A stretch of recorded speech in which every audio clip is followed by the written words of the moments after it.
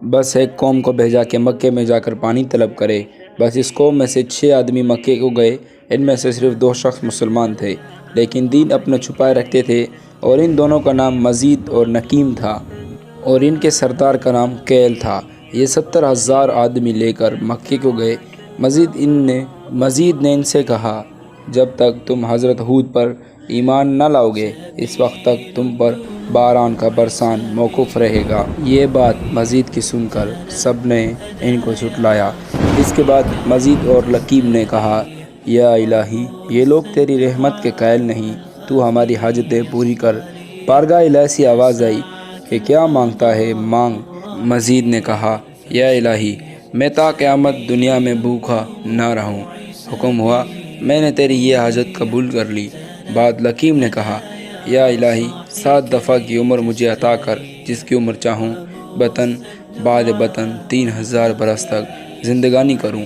हुक्म हुआ, मैंने तुझे बख्शी। और केल ने कहा, खुदावन, कोई हमारा कौम में बीमार नहीं हुआ। तुझसे शफा चाहूँ और ना किसी मुश्किल में पड़ा हूँ कि तुझसे यारी मांगूँ, मगर पानी मांगता हूँ वास्ते कौम आद के। इतने में 3 साल के अंदर अब्र स्याह और सफ़ेद सुर्ख पैदा हुआ और आवाज़ आई, इन तीनों में से जिसको चाहे अख्तियार कर। तब केल ने सोचा कि अब्र सफ़ेद और सुर्ख में से पानी नहीं होता, मगर अब्र स्याह पानी से खाली नहीं होता, लिहाजा इसको अख्तियार किया।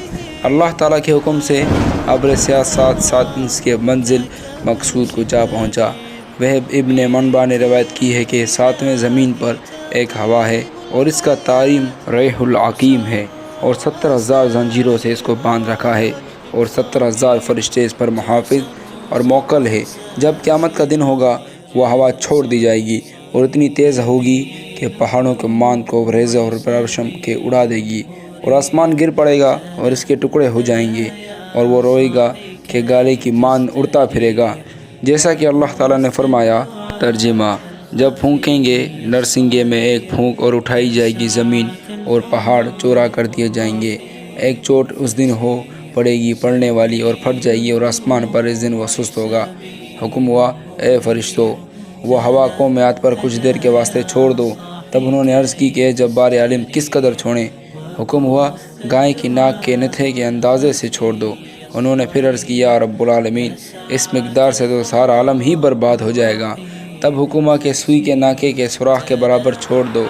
जब उन्होंने हुक्म खुदा के बजा लाते हुए इस हवा को सुई के सुराख के बराबर से छोड़ा, तो वो हवा मांदे बरसिया के पहाड़ की तरफ निकल आई, और हवा को देखकर कौम आद बहुत खुश होने लगी और कहने लगी।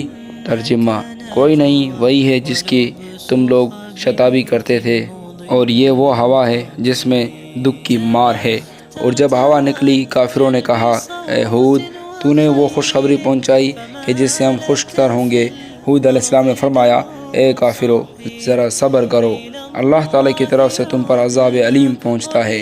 वो इस खबर को सुनकर तकरीबन 7 लाख मर्द 3 पहाड़ों के दामन में जा रहे, जहां हवा की राह एक तरफ से भी न थी, और ये सब आपस में एक दूसरे का हाथ पकड़कर और अपने पाँव को घुटनों तक ज़मीन में गाड़ कर बैठे थे, और जन व मर्द लड़के हाले 4 पायों को बीच में अपने लिए, और ये कहते थे, 3 तू हमारे पहाड़ हैं और एक जानब हम सब हैं।